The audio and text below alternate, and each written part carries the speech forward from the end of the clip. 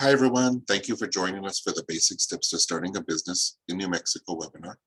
My name is Christopher Garcia, and I'm the Business Development Specialist at the SBDC at UNM Valencia Campus Workforce Training Center. We created this webinar off of a great document on our website called The Basic Steps to Starting a Business, and my contact information is on the slide. And a PDF of the slides will be emailed to you following this presentation. But just so you all have it, I'll make sure all the attendees are here, but I'll email or I'll send you the online link to the follow-up email so you all have it now.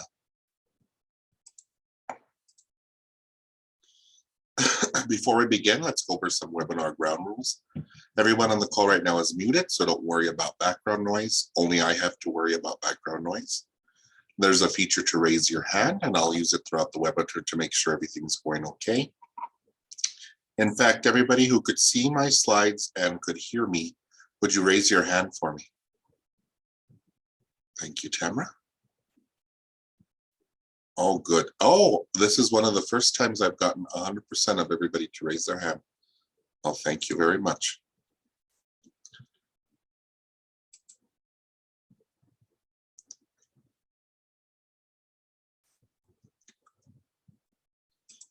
And if you have a question, please put it into the Q&A feature at the bottom of your screen. And just to make sure the Q&A is working, I like to ask everybody to put a hi, hello, how are you into the Q&A. Hola, ¿cómo estás? Ya te. Hi, Rick. Hello, JD. Hi, Jeannie.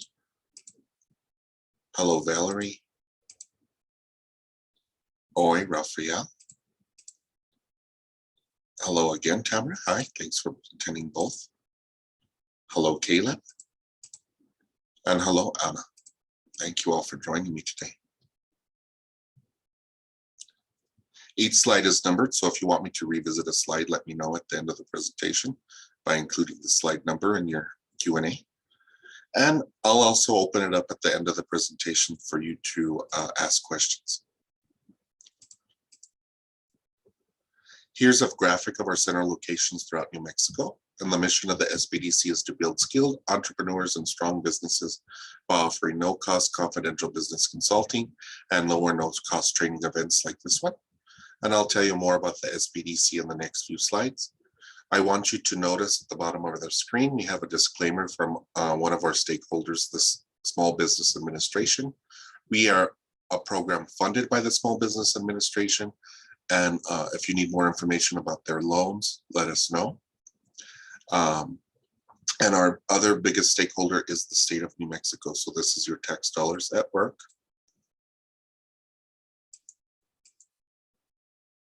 This slide includes 3 topics for upcoming trainings. Basic steps, of course, QuickBooks Online. We're going to have one in June. So make sure you register for that one if you're interested in that. And we always offer a cybersecurity training. And since you all registered for this webinar, I'm sure you know where to find our webinars, and we invite you to all our future webinars. Here is the agenda for today's training. I'm going to tell you more about the SBDC, talk to you about our pre and post surveys for this training, get into the basic steps, and we have 13 of those, review and demonstrate our excellent research tools, and then I'll take questions. And in fact, I like to see where everybody's coming from on this webinar. So if you are from central New Mexico, maybe the Albuquerque metro area, will you raise your hand for me?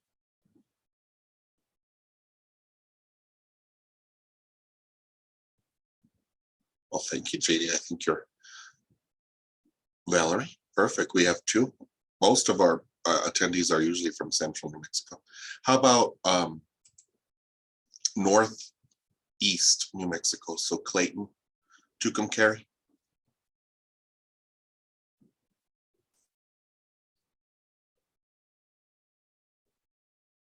No, nobody. How about northwest? Farmington.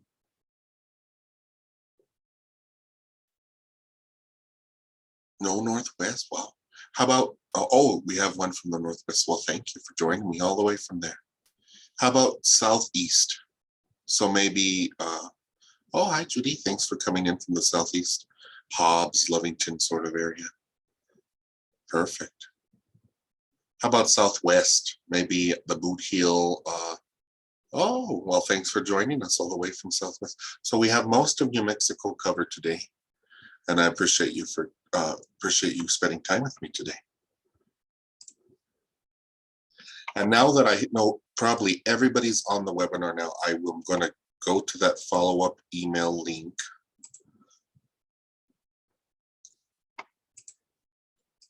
There it is. And I'm going to chat that over to everybody. And I plan to send that out after today's webinar.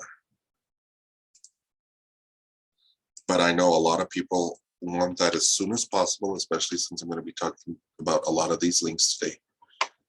So there it is in the chat.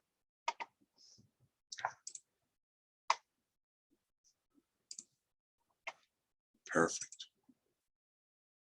Okay, now let's talk about the services. Again, we offer two major services: confidential business consulting and lower no-cost business trainings. There are no limits to how much no-cost counseling you can receive. And we have centers throughout New Mexico, so there'll be one close to you. If you look at the graphic in the upper right-hand corner, it shows what we strive to do: renew, grow, launch, and start up small businesses. This slide shows what we expect from our clients. My fellow business advisors want you to succeed, so you'll be assigned homework or further research. So please do the work necessary to succeed. We can't make decisions for you or offer tax or legal advice. We could only connect you to the information you need to make better educated decisions. And part of making educated decisions is working with licensed professionals like attorneys and accountants.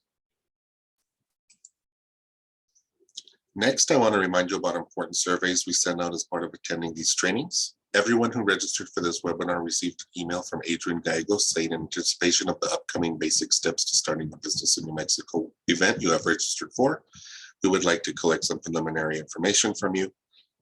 With this information in hand, we can tailor the course material to better fit your needs. So just by a show of hands, how many of you received that pre-webinar survey?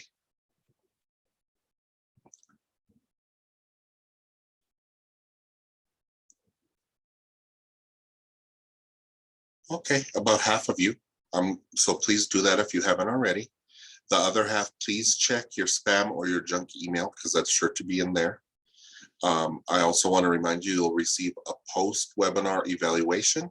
So please do that, because it's part of our requirements for SBA funding, and we value your feedback. So please do that.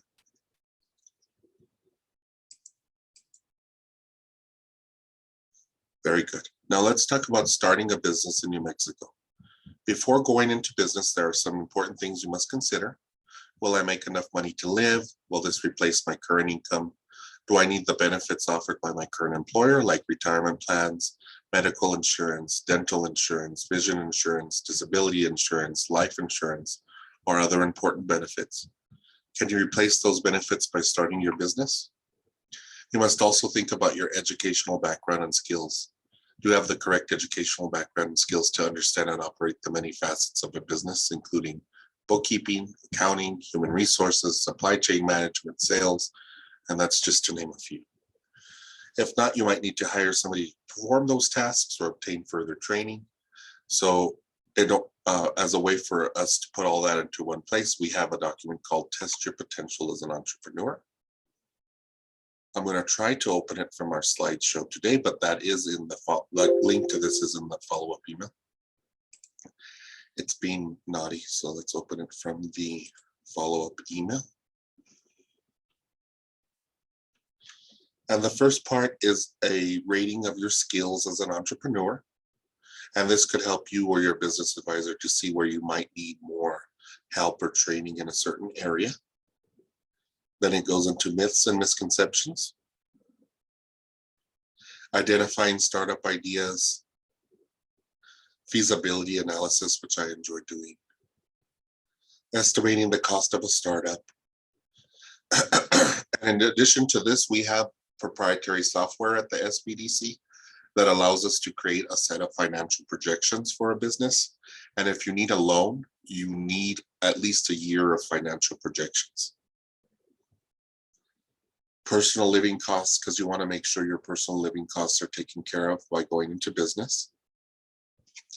Then we have estimated business operating cost, and this is a great way for you to do it for 3 months, but you will need a year if you need a loan for sure.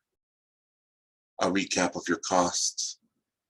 Here's the document on which this webinar is based, the basic steps to starting a business with all 13 steps. And then on the back of that is contact information for different entities you may need to contact when starting a business. There's a business plan outline.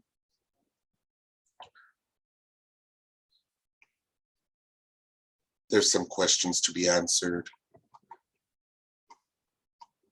And a lot more great stuff in this handout.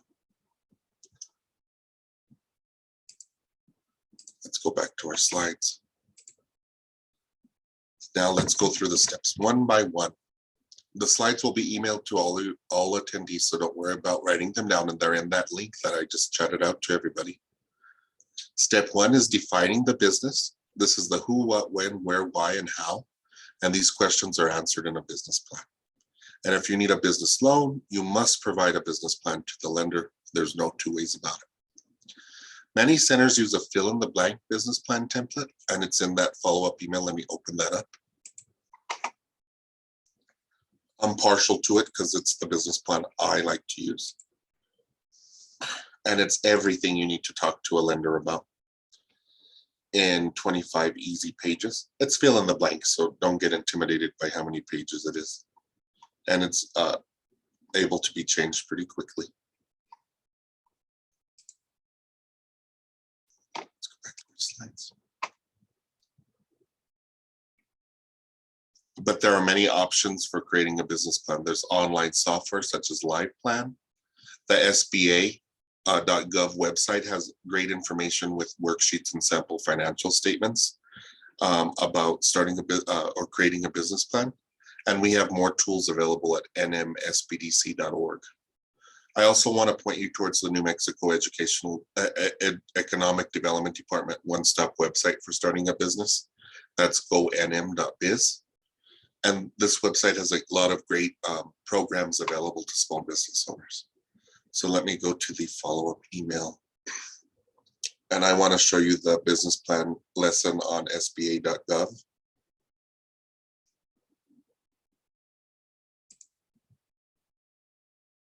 So here's a great article about writing a business plan from them. But if you go to the SBA's website, which is sba.gov, and go to Learning Platform and Learning Center.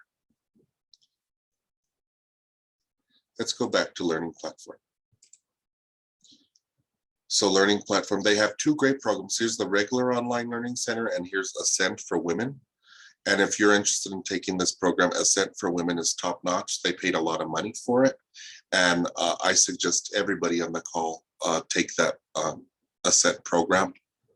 The regular Learning Center is just as good. And under plan, they have how to write a business plan. I'm going to chat this direct link out to everybody on the call right now. I took this as part of my professional development, and it is a really great lesson plan. They say it takes, 41 minutes? It took me more about an hour and 20 minutes, but you work at your own pace. And then here are those great example financial statements.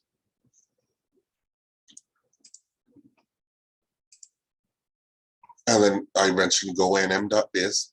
Let's cross our fingers and hope it opens from the link there. It does. And I mentioned the programs from the Economic Development Department. Let me talk about a few. So under business resources and EDD programs for business. And I'll talk about the finance development programs. The first one I want to talk to you about is LEDA, or the Local Economic Development Act. And what that act does is it allows the state of New Mexico to put aside a pot of money to award to municipalities to attract businesses into those underserved areas. So they want this business to have a significant community impact and support, be in a rural and underserved area in New Mexico, offer increased wages, and the goal of this program is job creation, have a significant new capital investment, and have environmentally sustainable outcomes. Entities that qualify for this are an industry for the manufacturing, processing, or assembling of agriculture or manufactured products, a commercial enterprise for storing, warehousing, distributing, or selling of products of agriculture, mining, or having been manufactured, or an economic-based employer, and they define that as an employer that's eligible for the JTIP program. But what an economic-based employer is, it's an employer that brings most of their money into New Mexico from other states. Non-qualifying entities, those are the service and retail type businesses, but that's not to say they may not consider one, especially if it's in an underserved area. So if I was going to go into a place like, I don't know, Mountain Air, New Mexico, and I was going to put in a retail establishment that would hire 10, 12 people, I think they would find that very interesting idea to fund. And what they do is they will reimburse you for startup expenses for your business. So if you're interested in any of those type of businesses, please take advantage of that program. The next program, which most of the people on the call today will qualify for, is the Collateral Assistance Program. So who qualifies? It's basically anybody who employs less than 750 employees as considered a small business by the SBA. So if you're making under $5 million a year, which most small businesses do, you qualify for this program. And if you wanted to start up this business and you need a loan, but you don't have the collateral to get this loan, the state of New Mexico will take out a financial instrument to guarantee this loan, quite like the Small Business Administration guarantees loans. And it works with these lenders. And a lot of the people on the call right now, or many of people who are wanting to start a small business, but maybe they can't, the real estate in New Mexico has gone up tremendously. So maybe you want to buy a piece of real estate. You don't necessarily have the collateral you need to buy the real estate and put a building up. This could help you with that collateral gap.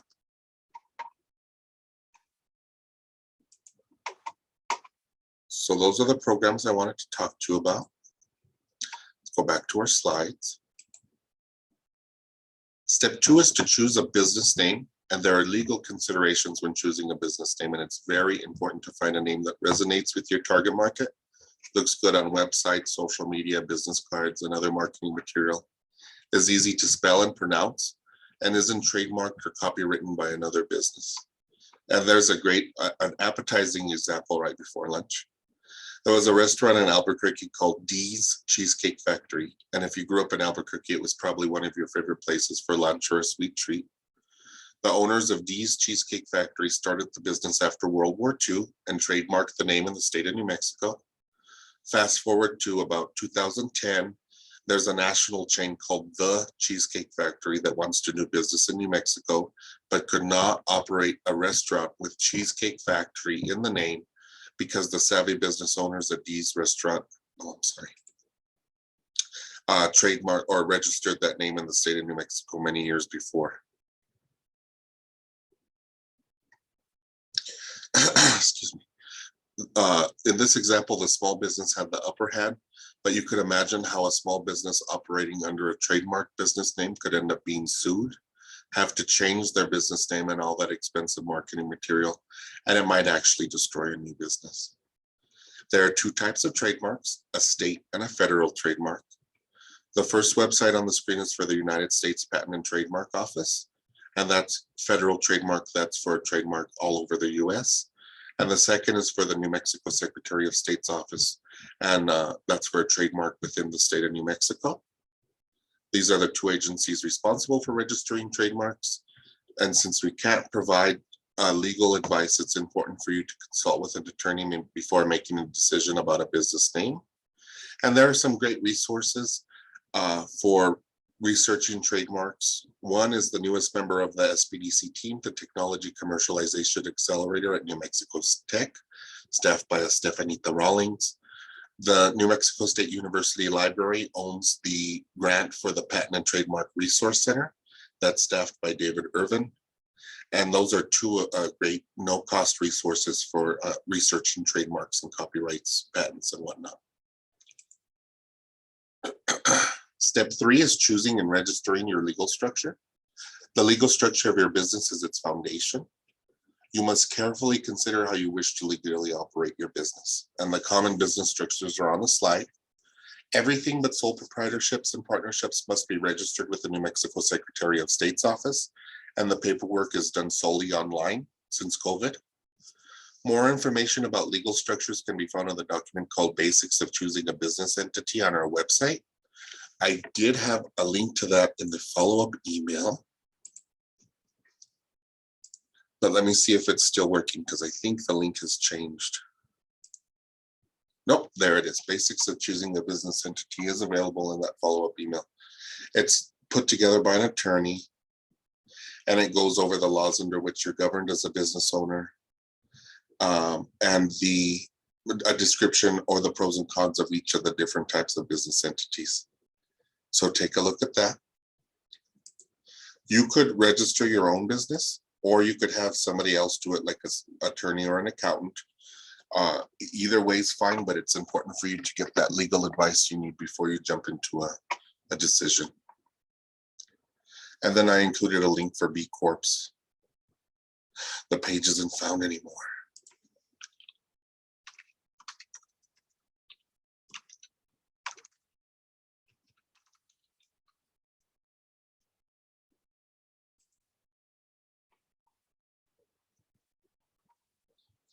Here it is. I'm going to chat this over to everybody on the call right now.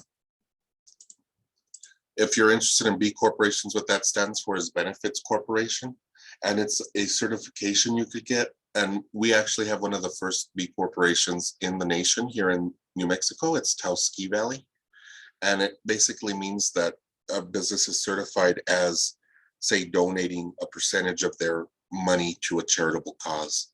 Another type of business that does this is Tom's Shoes. When you buy a pair of shoes, they send a pair of shoes to a needy child in Africa. That's a very trendy, very modern type of business structure. So, and it's not a structure, it's more of a certification. So if you're interested in that, reach out. And now that we're having fun talking about paperwork, let's talk about step 4, obtaining your federal employer identification number. This is the unique identification number issued to your business by the IRS and is used on all federal filings. If you're a sole proprietor, your social security number is commonly used instead of an EIN. And this number is just as important as a social security number and should be protected as such.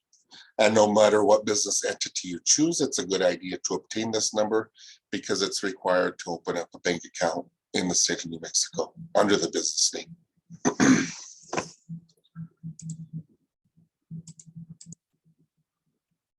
Continuing with our paperwork requirements, step 5 is to register with the New Mexico Taxation and Revenue Department to obtain a gross receipts tax ID number. You might be wondering, what the heck is a gross receipts tax ID number and why do I need it? Well, it's a unique identifying number used by the New Mexico Taxation and Revenue Department to record and track your business's collection and payment of gross receipts tax. If gross receipts tax is a new term for you, you might recognize it as the tax you pay whenever you buy goods or services in New Mexico. It's usually around 8% and shows up at the bottom of your receipt. The online registration form is free to complete, but you may want to seek the advice of a certified public accountant when completing the application, especially if you don't plan to track and pay your gross receipts tax yourself. You must file on your gross receipts tax reports on a monthly, quarterly, or bi-yearly schedule. Therefore, the department offers a great online training. And let me go back to that follow-up email link.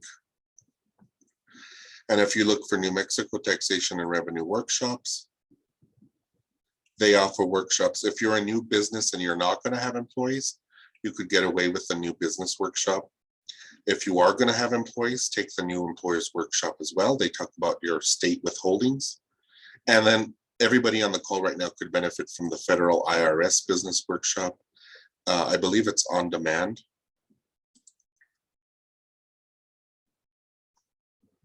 Let's see. No, they do it twice a month. And they have an accountant explain your federal and your state tax obligations to you. So that's a must. Oh, we're doing good on the steps today. Step 6 is to obtain your local business license and other applicable licenses. When doing business in New Mexico, you need a business license in the municipality or county where you have a physical presence. For instance, Teofilo's restaurant has a physical presence in Los Lunas, so they get a Village of Los Lunas business license. If they had a food truck and did business in Belen and Los Lunas, they would have to obtain a temporary or full license in the city of Belen, in addition to their Los Lunas business license. Some of you might be thinking that you're going to do business online or in another state. This means getting a business license at any place where you will physically conduct commerce. And if you talk about this in terms of taxes, that's a business nexus. Each municipality or county has different requirements for operating a business or obtaining a business license. So check with the municipal or county office or consult an attorney or CPA for further advice. For instance, Rio Communities asks you to sketch a floor plan of your business, even if you're a home-based business. They don't care, they just want a floor plan. And Socorro County does not have a formal business licensing process.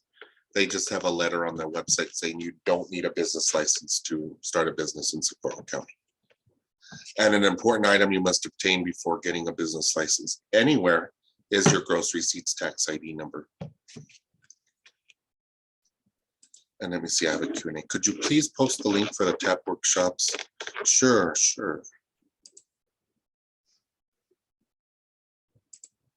In fact, let me chat this out in case nobody on the call got it. It's the follow-up email with all the links we're going to talk about.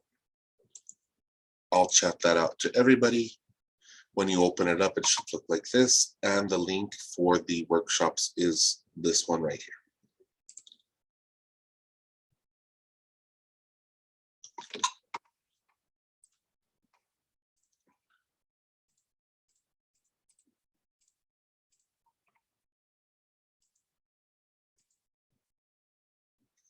Step 7 is to report new hires to the New Mexico directory.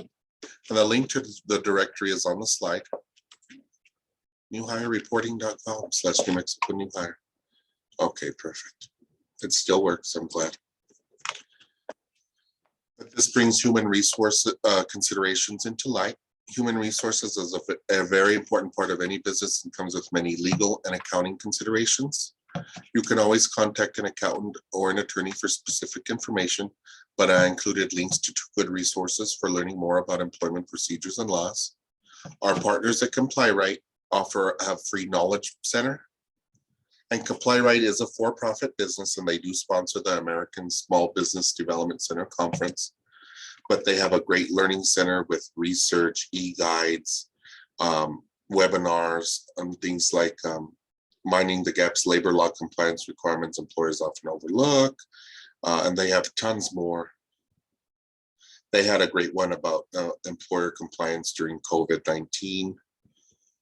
So take a look at that, especially if you're going to have employees or already do. And then the EEOC, or the Equal Employment Opportunity Commission, I finally got that name down, has a guide for small business. So the EEOC, the Equal Employment Opportunity Commission, is the entity that makes sure protected classes are protected in employment with employment laws. So that's national origin, color, creed, gender, and they will actually research claims made against you as an employer. So it's best that you know your requirements before you get a letter or of an intent to right to sue by the EEOC. So take a look at that website.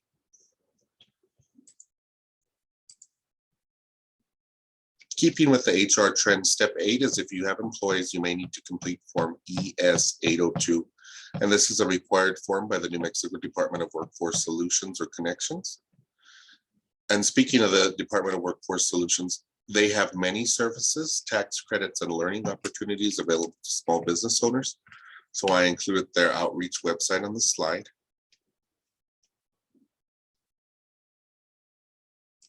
Let me go to it. Let's see.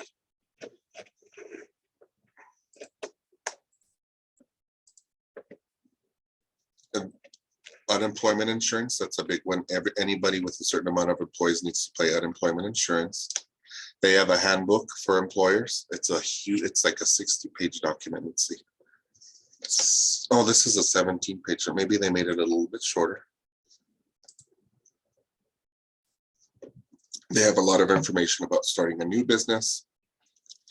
They often have, if you're already in business, they have apprenticeship programs you can offer. They also have internship programs. The big push by the Department of Workforce Solutions is the job description writer and them posting the jobs available to people. They have hiring incentives, mainly for hiring veterans.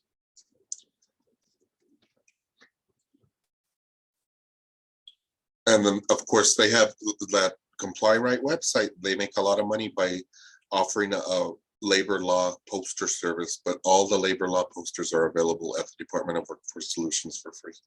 So be sure you take advantage of that service. Step 9 is if you have employees, seek the assistance of an accountant. You can see all the tax acronyms on the screen. SUDA, FUDA, FIT, SIT. Oof, makes me want to sit on the slide. And if you aren't willing or able to deal with them, please seek out a bookkeeper or an accountant. The IRS website also has a wealth of information about your federal tax obligations. And my favorite resource is their small business taxes webinar. Let me open up that email.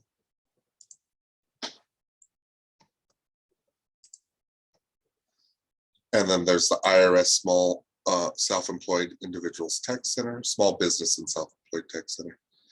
And if you look to the left of the screen, there's online learning. And they have IRS Small Business Virtual Tax Workshop. If you aren't going to have any employees, I'll send out the direct link to everybody now. If you aren't going to have employees, you could probably get away with the first 4 lessons. But if you are going to have employees, watch the whole webinar. And it's everything you need to know about your federal taxes.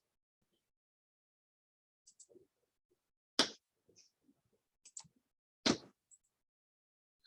go back to our slides. We're almost there, guys. We're making good time. Step 10 is to seek the assistance of an attorney.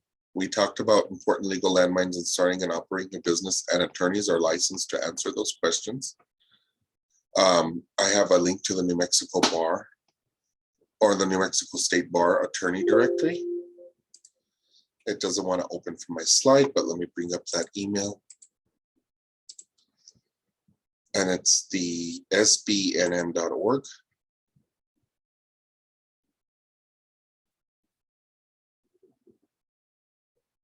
Under For the Public, find an attorney.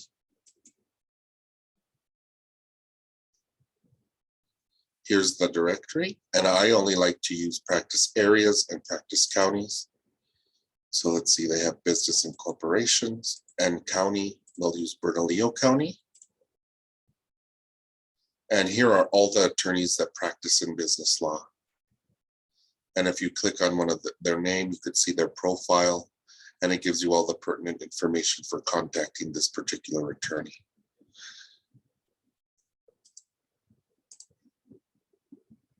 They used to have a referral service program. I haven't seen that on their website, so that link is an old link.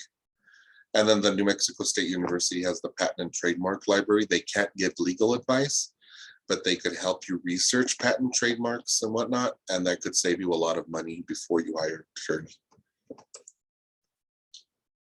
Step 11 is to review the guidelines for compliance with the Americans with Disabilities Act.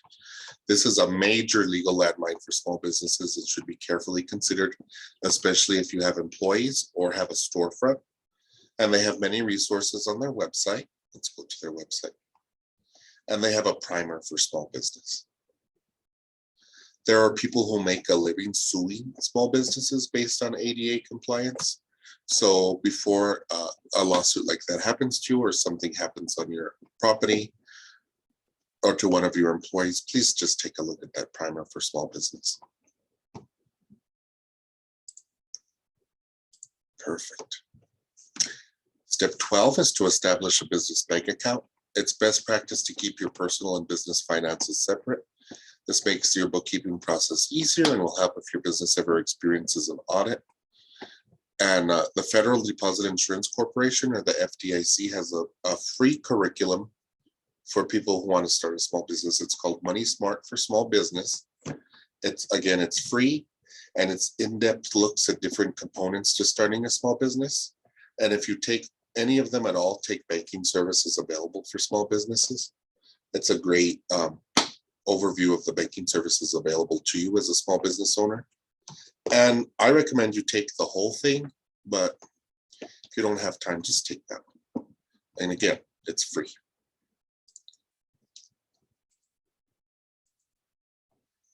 And our final step, step number 13, is have adequate business insurance coverage. This slide shows the common types of insurance coverage, and I recommend you research your options with an independent insurance broker. Oftentimes, independent insurance brokers sell insurance for many different companies and tend to be less biased. You could learn more about business insurance by visiting the link on the slide.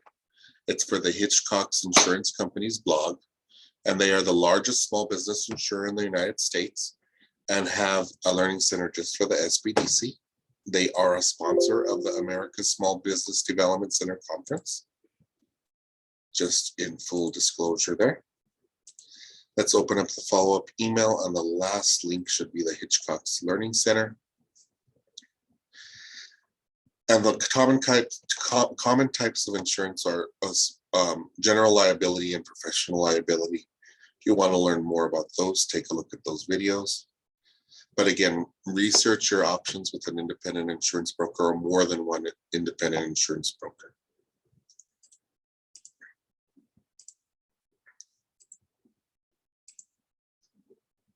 Now that we covered all 13 steps to starting a business, I want to share with you some research tools that we use to gain insights into industry analysis, market research, demographics, and traffic counts. These data tools are very, very important to the success of your business because they help you fill in your business plan, make informed decisions, and plan for the future. But before I go into those, I want to open it up for questions about the 13 steps to starting a business. So let me open the Q&A, and if you have a question and want to speak, please raise your hand.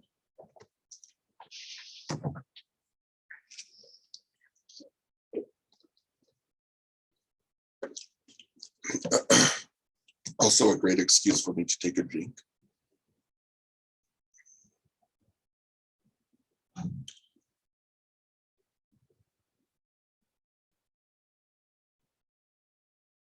Okay, we'll have Q&A at the end too. Well, I don't see any questions right now, so I'll move on. Oh, yes, let's see, I have a Q&A. Slide 15, step 6. Do you happen to know the requirement for Santa Fe County? So let's see, slide 15.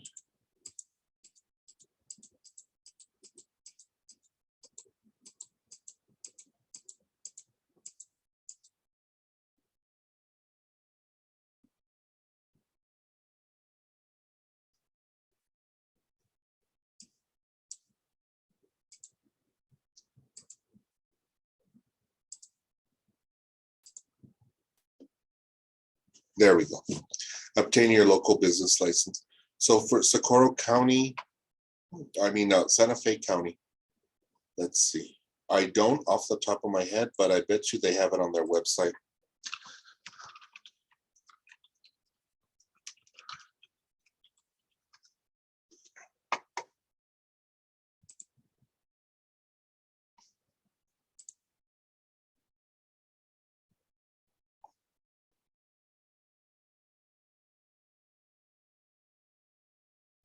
It doesn't look like they have the forms that you need. They just have a website stating what you need to do. So I think you're going to have to contact Santa Fe County, go down to the county office and get your business license there. So let's I'm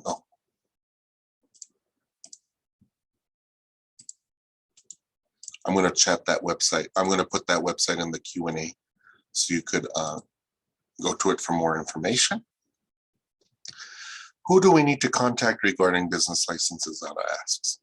It depends wherever you're going to have physically locate your business. Oops. So if your business was in Valencia County, you would need to contact the Valencia County offices. So Anna, if you have a question about a specific area, please put that in the Q&A and I could help you with that. Rick says, I had trouble getting to the TAP website to find the page with the application for getting a tax ID. Could you please post that specific link? Hi, Rick. Yes, that website is tricky to use. It's TAP. I don't have it bookmarked on Firefox. I probably do on Chrome.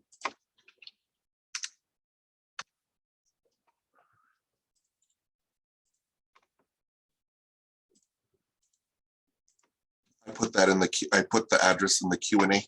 Don't create a tax ID here. See where it says create a logon?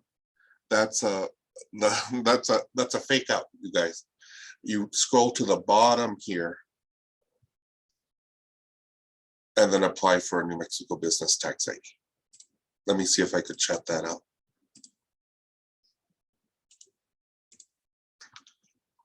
That gets me into trouble sometimes, and that gets my business owners into trouble, because it looks like you would just go there, but you really have to go here. Slide 16 through 18, step 7. What if I'm the owner employee and there will be no employees? Do I need to report myself? No, Judy, you don't have to report yourself as a new hire. You'd be considered a sole proprietorship, and you'd only have to take care of your federal and state tax obligations, and really just your federal tax obligations. If you have more questions about that, let me know. Anna says, what if I'm in Santa Fe County but on tribal land? That's a good question, Anna. A lot of the tribal governments have started requiring their own business licenses. So for example,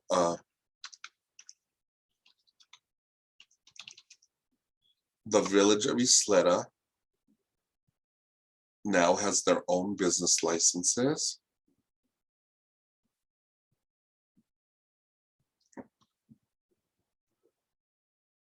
And they have the Pueblo of Isleta has a great website. And I was able to find their business license. You really have to contact the tribe, and it's $100. And each tribal government has their own regulations. And what's interesting is never before has the tribes had to pay gross receipts or collect gross receipts, but now they have tax rates for them.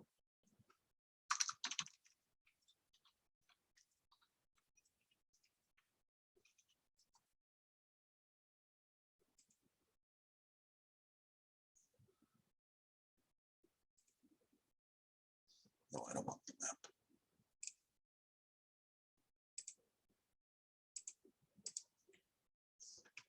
And I'll show this to you. But like the Pueblo of Acoma, they now have a gross receipts tax rate that they're collecting.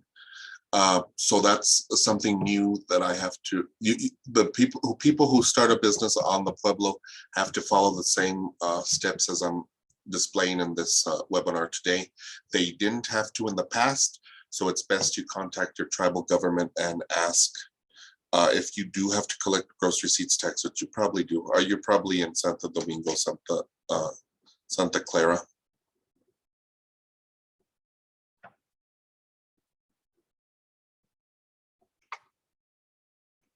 So reach out to your local SBDC. If you're in Santa Clara, Rio Ribo County, reach out to the SBDC at Northern New Mexico College in Española. The director there, her name is Juliana Barbie. She often works with like the Okeo-Winge tribe and tribes like that, and she tends to know those regulations very well. JD says, can you please share the link for the banking services workshop? Sure. That is in the follow-up email under FDIC Money Smart for Small Business, but I'll send that right out to everybody now, or I'll put it in the Q&A. There we go. And Rick says, thank you, Rick, for spending time with us. I like this group. You're a very good question asking group.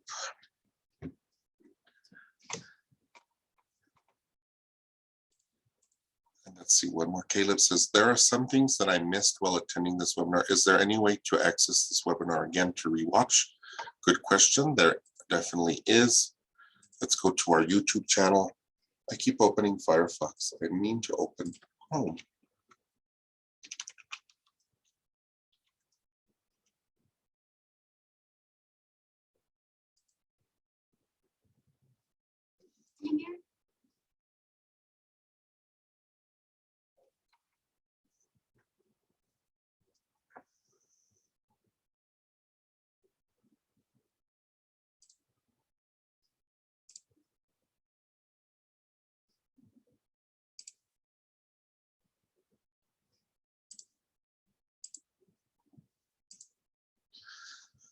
YouTube is hard for me to manage, you guys.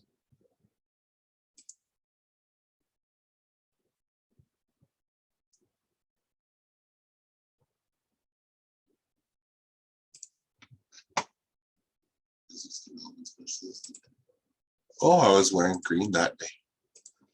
Today's a gray day, gray sky, gray day. I'm going to put that link to the video on YouTube in the Q&A. So yeah, you are welcome to revisit that webinar.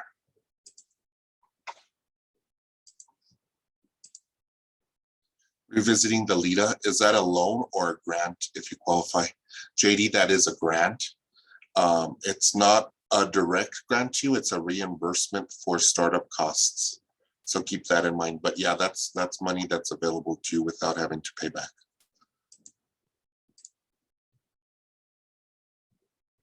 No problem, thank you. Okay. And I'll open it up again for questions at the end of our presentation. Let's go back to the research tools. Oops, a little too far. Okay, now that we covered all 13 steps, I will look at our research tools. The first link is a great 30-minute web, it says 30 minutes, but it's not 30 minutes, from the SBA's website on how to write a business plan. This is one of my favorite resources available to you. Let me go back to our handout here. And again, it's the business plan. It's the go to the SBA's website under learning platform, learning center, plan, how to write a business plan. And I'll chat that out directly to everybody on the call right now.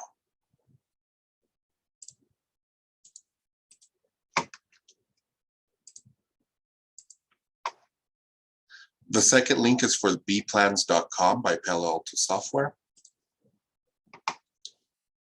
The website provides you with numerous business plan examples. They used to offer these on a CD-ROM, and it was like $300 back in the day. Now they have that live plan software, so they want to make all the business plans available to you for free. So if you need some inspiration there, they have a lot of categories available to you. The third link is for Census Business Builder, and this is a no-cost database that allows you to find demographic information about your customers, census stats about businesses in your industry, and estimates of yearly household expenditures.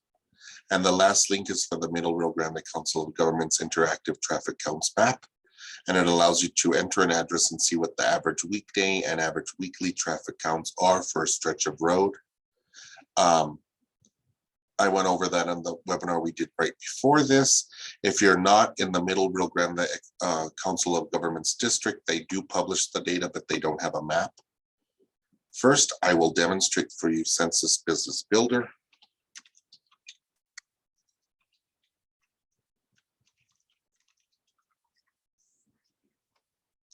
I just Google Census Business Builder, the direct links in the follow-up email. But and I look for the census.gov address. They have two types of Census Business Builders. One is for the small, one is the small business. Let me move this over to my other computer so I'm streaming right here. One's the small business edition and one is the regional analyst edition. If you're diving into zip codes in an urban area, the regional analyst edition is a bit better. If you're in most of New Mexico, rural New Mexico, the small business edition works just fine. I'll show you the small business edition today. The data is organized by NAICS codes or NIAC codes. If you don't know your NAICS code, please contact your local SBDC. We have to put those in for you when you're become a client. Or if you're in one of the more popular NAICS codes, you could look over here. We'll use restaurants as an example because there's a lot of information about restaurants, a lot of restaurants. And you could search based on state, metro area, county, city or town or zip code. Let's do 87002, which happens to be Belen. And then you could view this information on a map. I don't like to use the map because when I'm at home, the map takes a lot of internet speed and I don't have that. And I just prefer to look at the report. It's much easier for me.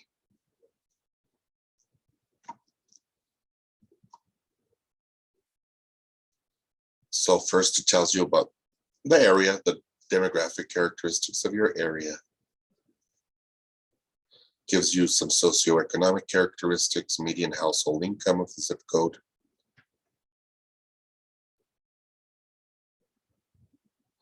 Gives you the housing characteristics, which are great for my tradespeople on the call. And it gives, if the data is available, most of New Mexico will not have data available. It's too small. There's not enough businesses in that industry to give you that data. But my favorite part of this is consumer spending, and this is consumer spending per household per year. And if you were going to sell men's apparel, this is how much that zip code spends per year on men's apparel. So is that enough to support a store in that zip code? Maybe, maybe not. What do they spend a lot on in that zip code? Food consumed at home. So is that there room for a grocery store in that area? I don't know. I like Lowe's grocery store in Belen. We used to have Adams Nice and Fresh Market. There are less and less grocery stores in that area. What else do they spend a lot on? Healthcare. There's a lot of healthcare providers in that area. Housing. And oftentimes you could see the median household incomes like 42,000. The average household expenditure is 57,000. So you could see we're spending above our means in the Belen area. Oh, thank you for telling me. I'm not sharing the Census Business Builder screen. Well, here it is. I was looking at it in the wrong window. Okay, turn my chair back. So this is what Census Business Builder looks like. Here's the demographic characteristics, the socioeconomic characteristics, household or housing characteristics. I'd like to know this monthly owner cost, median select, that's how much it costs to buy a home in Belen compared to renting a home in Belen.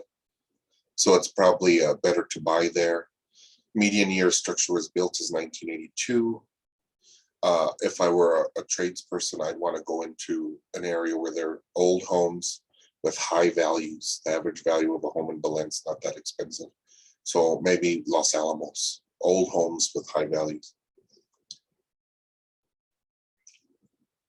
And I got a question, is the Census Business Builder from the most recent date? No, this would actually be from the last census.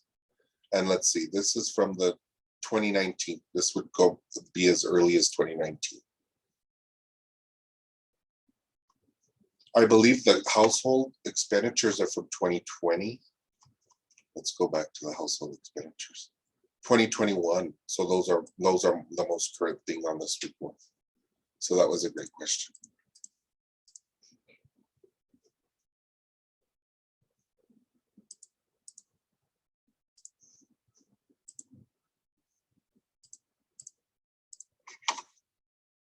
So that's Census Business Builder, great for filling in your business plan. Let's go back to our slides. I showed traffic counts for the New Mexico, the Rio Grande Council of Governments. In our last webinar, I'll show it again. And I have a better link to it in this webinar. But if you're in the Albuquerque metro area and say you want to rent a storefront, you don't know where to rent this storefront, you want to see what the traffic counts are on different roads. How many people are passing? What road is this? This is Academy. And this looks like it's along, I think there's a Walmart right here. In fact, looks like it's right by Albuquerque Academy. Gosh, they have high traffic counts. So in 2020, the average daily traffic count was 17,935. And the average weekday traffic count in 2020 is 19,184.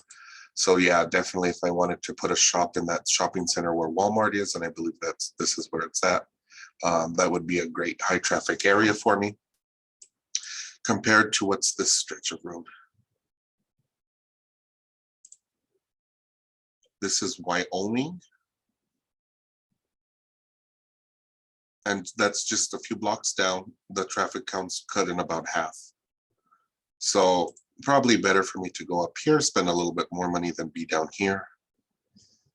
And this is a tool that could help you make those types of decisions.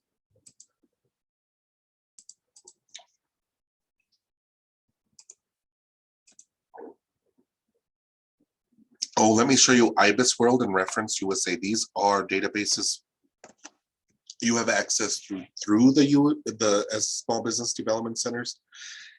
If you want to have access to them, please email or make an appointment with your local SBDC, and your advisors can access those. Excuse me, my voice is going.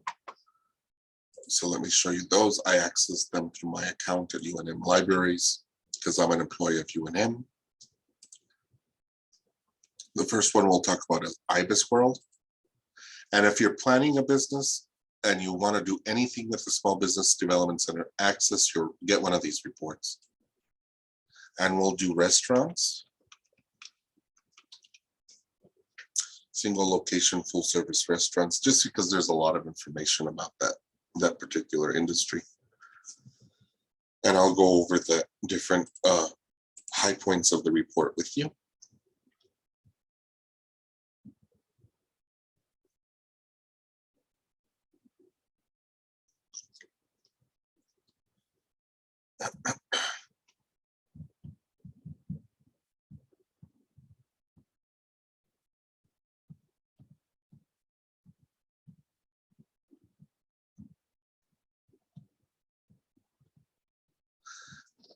And during the middle of the day, everybody's accessing this database, I'm sure.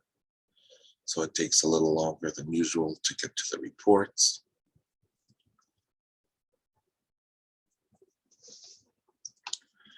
Perfect. Let's go over the high points.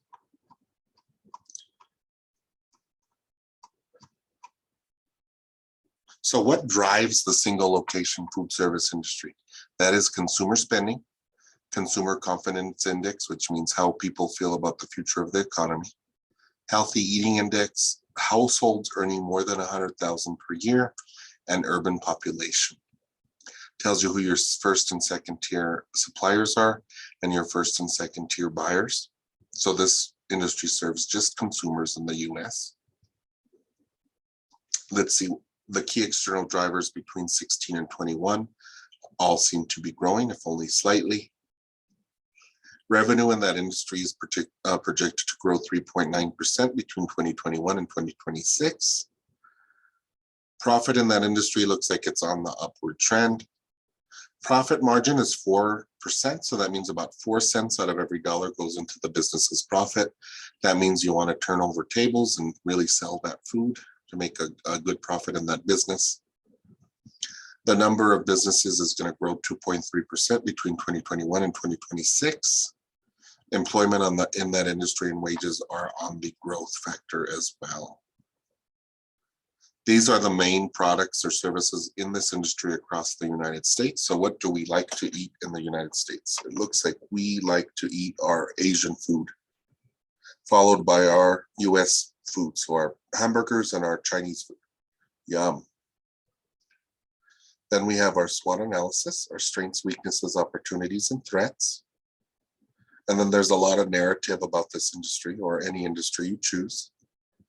It looks like this industry had a really rocky 2020, and it looks like the profits or the amount of business is going way up 2021.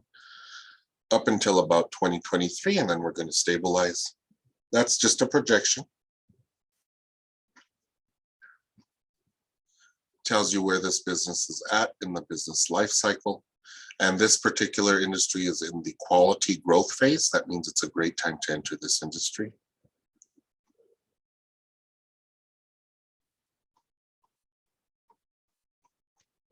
And then my favorite part of this report are major markets. So which of these markets should I spend money on to advertise? Probably households earning more than $100,000. That should be my major target market, followed by the markets on the screen. So that's an IBIS World report in a nutshell. Great report to get. Again, make an appointment with your local SBDC to get that report. And then we have Data Excel or Reference USA. I still call it Reference USA.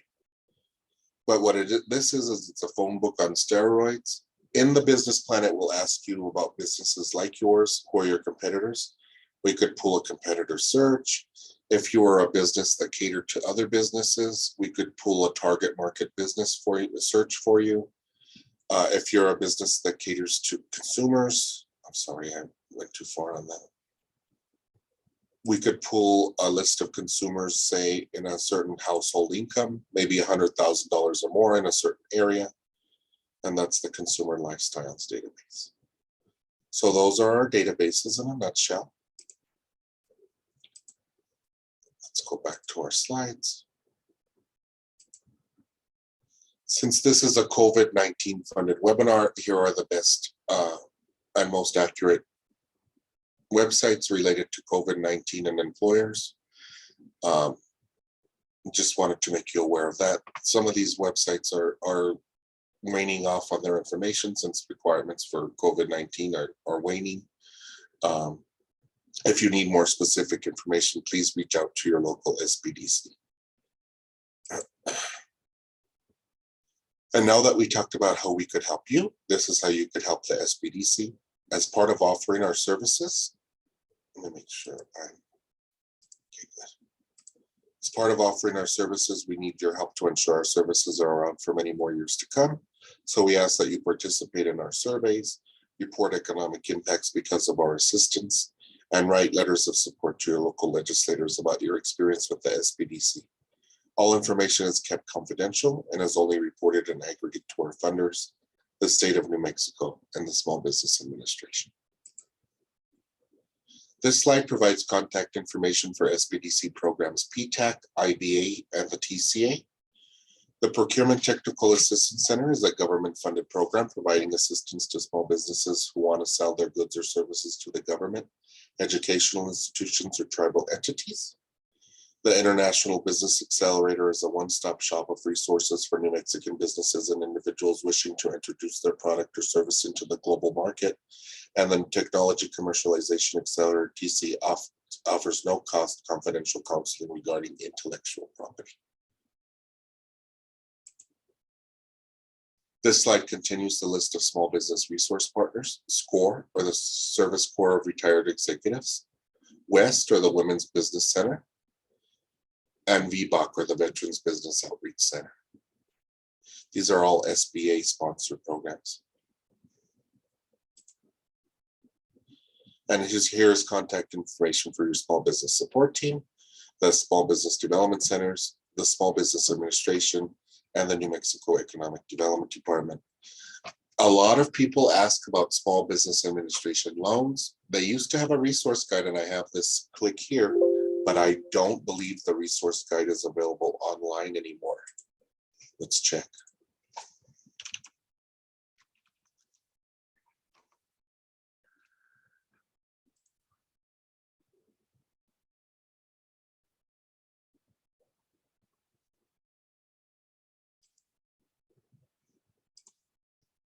They have the National Resource Guide, that's available online now, but they don't have the regional one anymore. But I'm glad they updated that finally. I kept complaining. Let me chat this over to everybody. And it used to be page 22.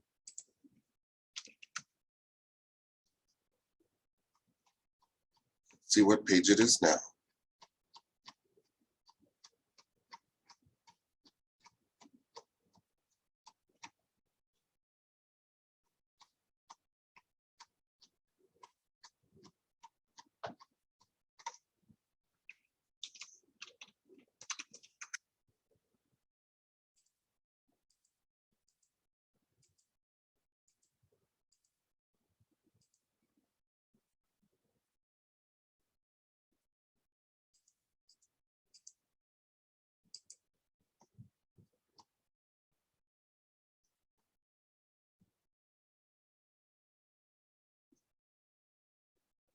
It is now page 32.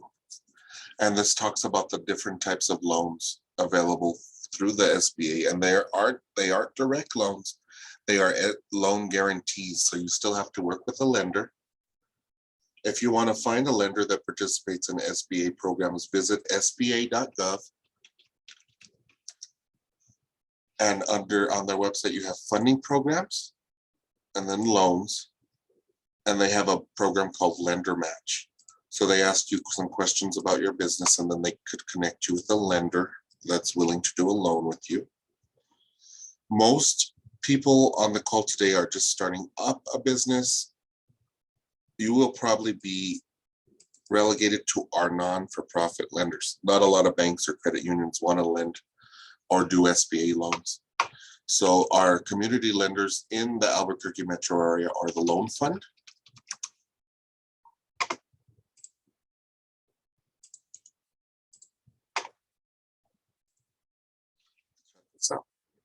Dream Spring,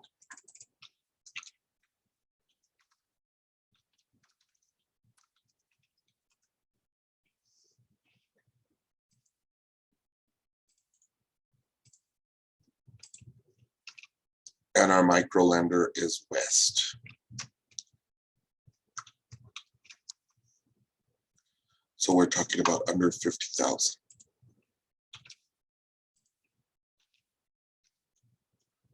So those are the three lenders that will consider startups.